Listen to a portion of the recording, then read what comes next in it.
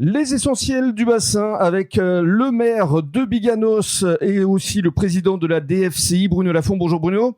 Bonjour. Alors vous faites le buzz là actuellement après vos propos auprès d'Emmanuel Macron, on en parlera, mais d'abord un point sur les incendies. On en est où aujourd'hui? Est-ce que le feu est toujours stabilisé? Écoutez, ce matin, le feu n'est pas sorti de l'emprise, ça c'est le plus important depuis 2 nuits et 1 jour. Et aujourd'hui va être un jour de bascule très important puisque les températures vont remonter, il y a également un peu de vent.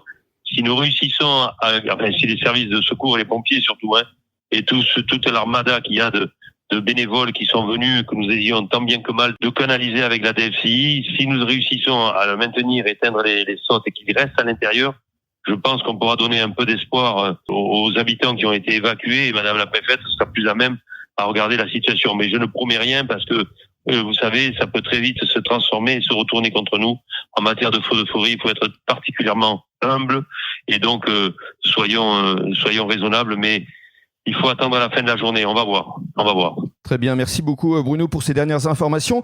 Évoquons maintenant effectivement ce qui s'est passé avec Emmanuel Macron, parce que on se connaît bien tous les deux. En 2022, on était présents évidemment lors des incendies à la Thèse. Vous aviez déjà tenu ce genre de propos. Rien ne s'est passé et c'est la raison de votre colère aujourd'hui. Oui, si vous voulez, on est aujourd'hui en France dans une situation où on a des retours d'expérience, on a des personnalités qui viennent nous voir. On a après des experts, on a après des contre-experts, on fait des rapports. C'est très bien. Moi, je suis le constat, il faut le faire. Mais après, il faut passer aux actes. Et quand après, on veut commencer à refaire des pistes forestières ou à sortir un peu de biodiversité à certains endroits, je dis pas de tout détruire. C'est ce qui s'est passé à la Thèse. Disons les choses telles qu'elles sont. C'est que si on avait eu un massif un peu mieux organisé pour que les véhicules puissent rentrer à l'intérieur et qu'on puisse le surveiller, etc., peut-être que ça ne serait pas arrivé. Vous savez, on ne refait jamais l'histoire. Et donc, il faut se donner moyens. Et puis, on a aussi des groupes qui, je dirais, qui sont plus à faire de la prévention de salon. Mais nous, on connaît le terrain.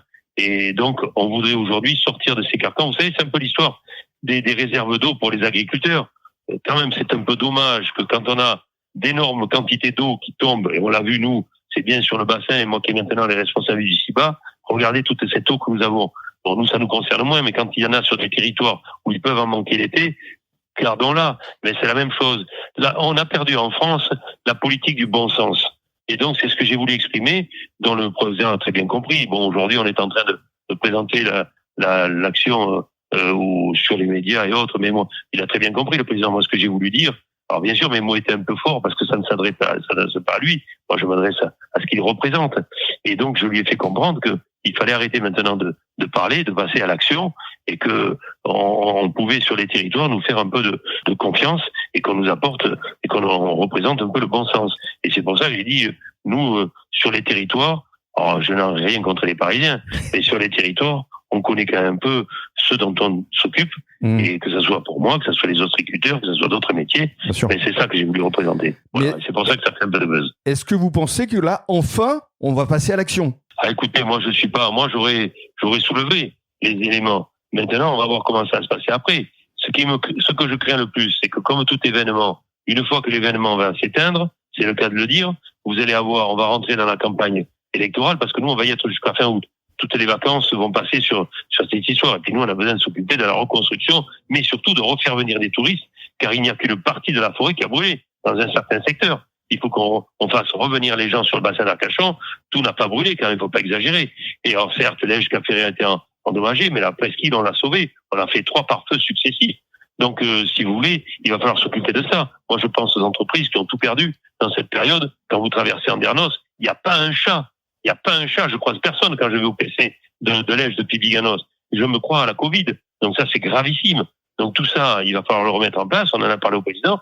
Et donc tout ça, ce que j'ai peur, c'est qu'au mois de septembre, la campagne électorale va arriver et on va passer pour perdre des profits. Et on va repartir dans des palabres. Donc ça, c'est ce que je veux éviter. Mais vous pouvez compter sur moi. On va pas faire les palabres longtemps parce que on va essayer de faire marcher, si vous voulez, le système des relations des uns et des autres et surtout de la voie médiatique pour qu'on ne nous oublie pas. En tout cas, on vous voit bien sur les médias en ce moment, monsieur Lafont, et même sur les réseaux sociaux. Bravo en tout cas pour votre action et vos paroles. Merci beaucoup. Merci à vous parce que vous avez été parmi les premiers à nous soutenir et à faire en sorte qu'on parle de la forêt quand il le fallait, et d'autres actions sur le bassin d'Arcachon. Je trouve d'ailleurs que vous n'avez pas forcément les réseaux tels que vous devriez les avoir, à la fois parmi les élus et parfois parmi les entreprises. Merci beaucoup Bruno. Merci.